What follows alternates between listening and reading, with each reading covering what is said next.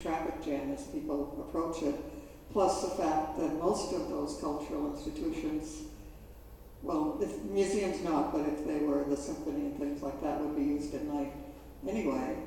And what's the point in destroying a wonderful potential park that could be used by thousands and thousands of residents of the city, particularly if there were some kind of transit, maybe even a circulator that stopped there, and interconnected with a walkway that goes further along, that goes further north.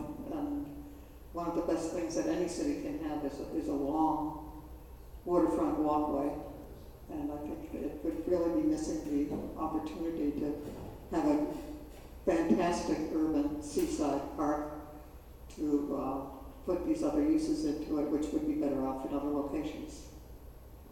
So it seems like there's a whole variety of opinions as to how to configure the Bayfront land. Is it 100% open space? Is it open space with some cultural buildings in the middle of it or not? And I think that what you said highlights that it really needs to be discussed and drawn and debated.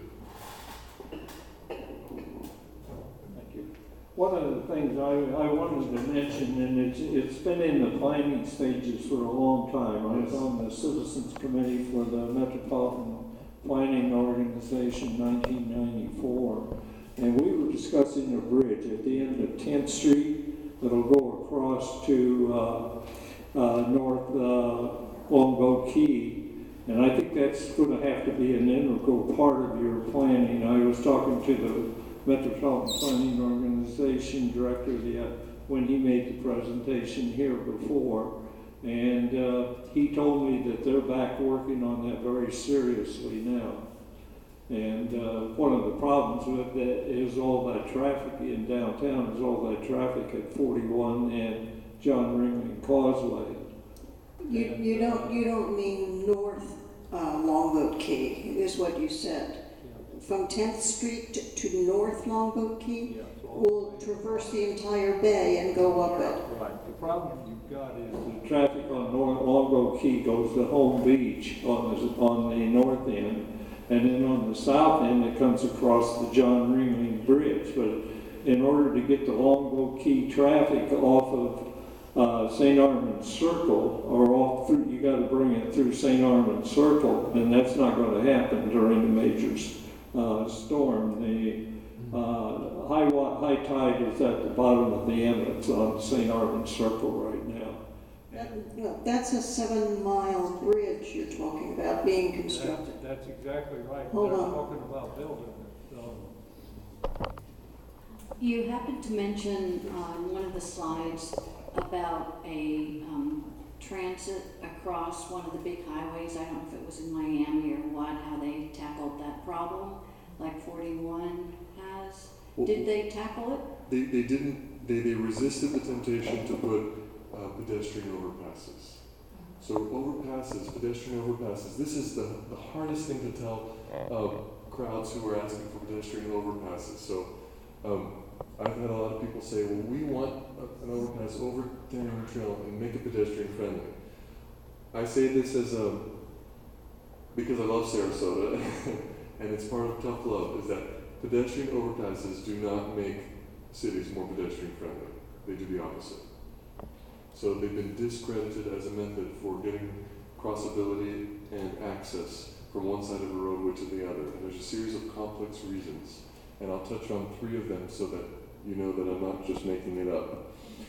One is that when you have a pedestrian overpass and you have a roadway owned by another entity, like the Department of Transportation, as soon as they install the pedestrian overpass or let the city do it, guess what they do? They eliminate every crosswalk in existence in a certain radius of it because they want to force the pedestrians to cross it. So that means, let's say, 1,000 feet this way, 1,000 feet that way, you'll never have a crosswalk. You'll never have a street light that allows you to cross it because they want to force you into the hamster tube. And then the other thing is that once you install that and then all of the entities have made the street as dismal and uncrossable everywhere else except for that crosswalk. What it does to the driver is all of those changes then signal to the driver that this is no longer a pedestrian urban street. So the driver's behavior changes, and then you put the pedal to the metal because you feel that pedestrians have been taken care of by that thing that spans the street. So there's a measurable change in driver behavior as soon as you get a pedestrian crossing. The third reason is that they are shunned and avoided by the pedestrians that they are supposed to serve. In city after city, we've seen that once they're installed, pedestrians do anything that they can to avoid using it. They will not climb up and then cross the street and go down on the other side. So they will tear down fences. They will do whatever it takes to avoid that piece of expensive infrastructure. So a word of caution when you hear others and leaders talking about pedestrian overpasses. There's one more point, Sure. and that is that it becomes a monumental construction because you need to build for people to be able to access it that cannot climb stairs, or you have to put in elevators or whatever. So you wind up with people who want to cross an area like our bayfront where you want a visual path to the vista and you block it. I've got another question over here. Let me go over here. I'm going to return to this side of the room as soon as we get this gentleman, I promise. So what are you doing my minute to? Yeah. Hold on just a moment. I'm going to get to that. The Ford Motor Company, for the last 10 years, has been working on a car that does not have a steering wheel. It's self-driving car. And their target market is the taxi. Given that scenario, knowing that the self-driving cars are here already, what need will there be for a parking lot? Why wouldn't I just take one of these taxis to whatever park I want downtown? They drop me off. I don't need to park my car. So how will that impact the parking? You may be right, and I hope you are right. I hope that we have to dedicate less land to storing automobiles. And as an example of my dedication to that idea, when I was involved with the State Street Garage, I insisted that the garage be retrofittable, which is why you see residential scaled windows on the facade of that building, and you see the flat floors of it rather than the slope floors of it along State Street. So, and also why you see 9-foot ceilings instead of the typical 7.5 or 8 in a parking garage. All of those things were built in after a bloody fight in order to make that garage be able to have a new destiny one day when we don't just want to make car storage on every scrap of urban land, and they can become something else like those affordable housing units. So I hope that you're right sooner rather than later. Regarding Miami, I don't know if it was 100% success, but there were some very modest changes to the roadway that really improved its crossability and its pedestrian friendliness. One, the crosswalks were expanded.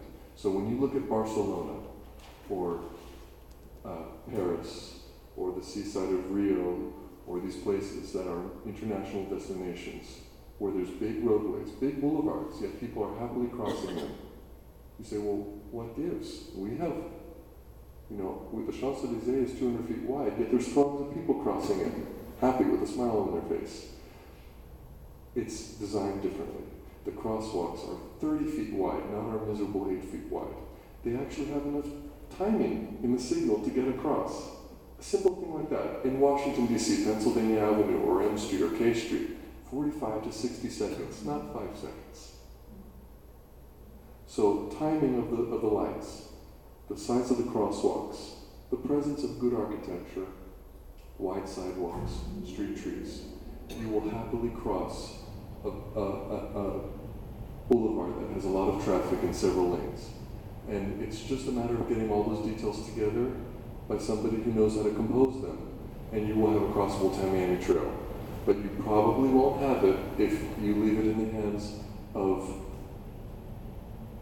the ones who are currently controlling it right now.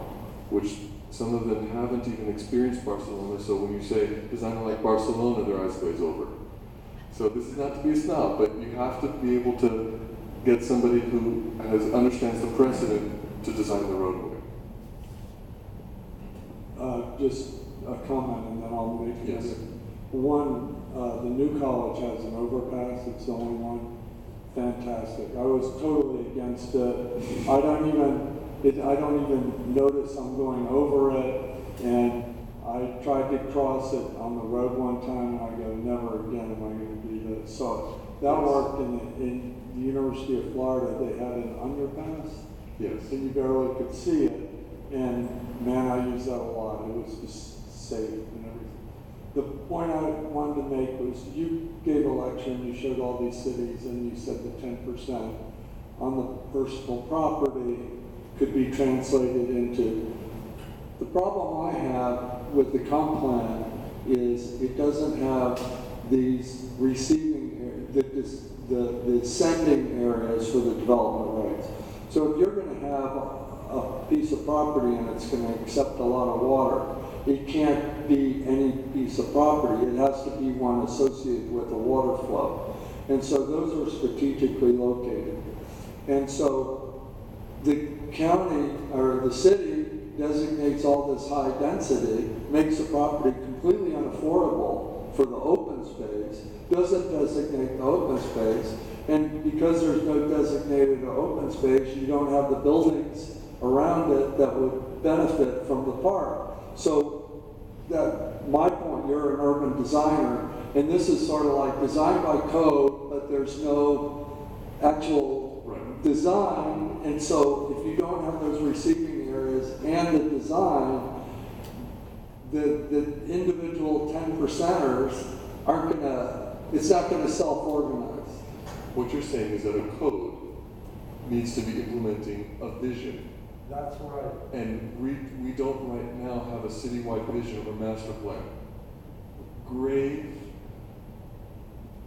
and excellent observation. In the 1920s and before, the golden age of American planning, John Nolan was designing Venice and Sarasota, and others were working, the Olmsted brothers on the Emerald Necklace in Boston and Central Park and all these places. Comp plans were physical vision plans that said this is where things ought to go, this is how the city ought to grow. When you open up our current generation of comp plans, they lack vision. They don't have those recommendations of how we ought to be, how we see ourselves in 20 or 30 years from now. They have policies, but no physical planning recommendations. They claim they do, but they don't.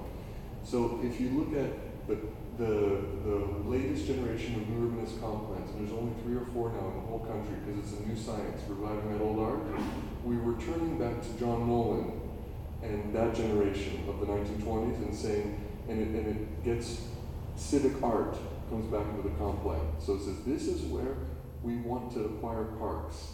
This is where, and it actually draws it on the map. And then your code can implement that. But you're absolutely right. Right now, our comp plan, both at the city and the county levels, is in shambles. What do you do about it? Oh, yeah. And your recommendation, would you like to make a summary as a closing? In 10 seconds? No, as long as you will. You need to first recognize what the problem is, because we know that we can explain a lot of the acute urban problems: traffic, lack of affordability, pollution, lack of walkability. We can explain those, and we know what the culprits are. And a lot of it has to do with the state of those documents. Not all of it, but a lot of it. And so we know how to modify them. The body of knowledge exists. So first we need to admit that there's a problem and that we haven't been doing as good a job as we could have, both at the city and the county level, both with our zoning codes and our comp plans. And then we immediately need to set out in getting people who know how to modify those documents and put the good DNA in to replace the unhealthy DNA that's currently there. So it's not a short-term thing. It'll be a long-term healing. But the the body of knowledge exists. But how does it start? Does it take citizen action? Hold on just a moment.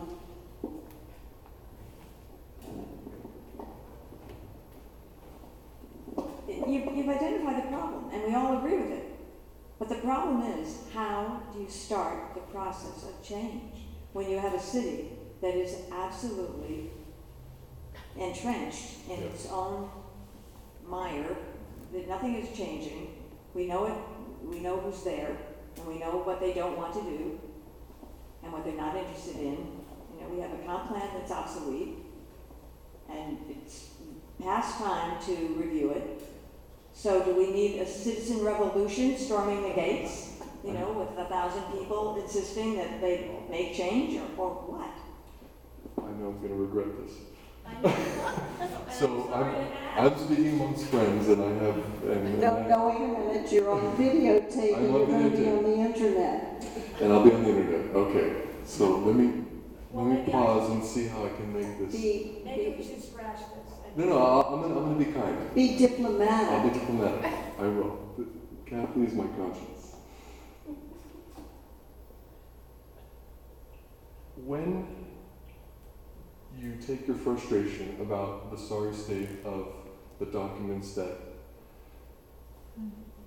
govern land regulation and the development of the city, and you should know that it's not a matter of is it top down or bottom up. That's not the only two decisions. And I've seen cities be successful both ways. So it's either something that comes from the upsurge of citizen frustration and that insists upon change, but I've also seen when the champion is a planning director or somebody who has recognized that the document is producing a poor outcome. So this is something which I don't shy away from saying, and I've said it to the commissioners and to everybody else. We must form a planning department in Sarasota. Many people are shocked to know that we don't have one. That we used to have one. We used to have one, we do not have one right now. We have a neighborhood development services department, which is really focused on building permits and zoning compliance and zoning enforcement. And so you don't have even a staff of long-term planners, visionary planners, or anybody even understanding that there's a problem, because it's really focused upon processing building permits and code enforcement. Typically, in a city of this importance, like Sarasota, because we're an important city, even though we're not a huge city, is you would have a stool, and the stool has 3 or 4 legs in the planning department. One is the building permits, the other one is planning, and the other one is zoning. Some have a 4th leg, which is neighborhood issues or something like that. So in our case, our really big leg of the stool is permits, right? It's just when you go in for new windows or you go in for new plumbing, you get a permit and then somebody inspects to see if your plumbing is right and all the connections are okay. That's important. That's important day-to-day activities in construction. But it's not the same as planning. Planning is the vision. How do we see ourselves growing? What are our problems? What do we need to do to solve those? So right now we don't have a planning department. If you look on City Hall's website and you type in planning, you will not see it because it doesn't exist. And it's hard to say it, but we have to admit that we have to change that immediately. We have to form a planning department. We have to get a planning director. And that planning director has to be somebody who understands the complexity of urban development. So that's actually the first task right now. And that's why the topic of this discussion was strategies for planning. Because you don't just let the zoning and the land use designations drive what goes on.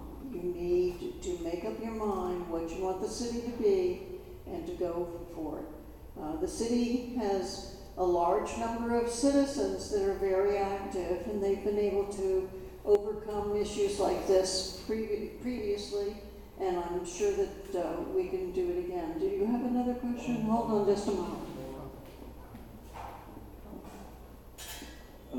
My interest, Dwayne came in here and told us there were going to be new urbanism citizen that we should take off our flip-flops and put laced-up shoes. Has that been successful for you? To me, my view has changed. Well, disclosure here. I'm close to Andres and Liz, who were my mentors in Miami and in Coral Gables, and they're founders of the New Urbanism along with Victor Dover and Joe Cole, so I hold them in high regard. I think that to a certain extent, there's parts of Sarasota which have taken off the flip-flops. And Andres, if you're listening, I think that I wouldn't say that the whole city should take off its flip-flops. I think that there's large parts of the city which will remain the coastal, laid-back, small-scale beach town where you wear your flip-flops, so to speak, figuratively. But I do think that other parts of town will mature into a more cosmopolitan, international place where you would be wearing your leather-soled shoes, to use Andres' illustration. So I think it's not something that's one or the other. I think that it's in places it's happening, and in places it just ought to remain what it is, if possible. I don't know if that answers the question. I'm concerned about the There's, park. hold on, Sorry, did I answer? we videotape, so we need. Yes. I'm concerned about this new park. Is it going to be laced up shoe park, or is it going to be flip-flops? Is it a mix? Where do you think that might head? I think that when he refers to that, I think he's really talking about the quality of the private development that shapes the urban spaces, but I think great urban spaces can be all things to all people. When you look at a great urban space, and you've probably been to those parks, or you really see all walks of life that feel comfortable being there. So from the formal to the informal. And so I think that it is possible to design a very flexible and inviting place that doesn't alienate anybody. I've got a question here. I would just like to emphasize what you said a minute ago about actual physical planning, the Olmsteds, the Clarence Steins, the Ebenezer Howards, the whole bunch. I neglected to say those names, but yes, you're right. Yeah, I mean, they're the old names. Yes. But we have in the county, the comp plan's 1,300 pages of words, policies, objectives, goals, all that crap. Yes.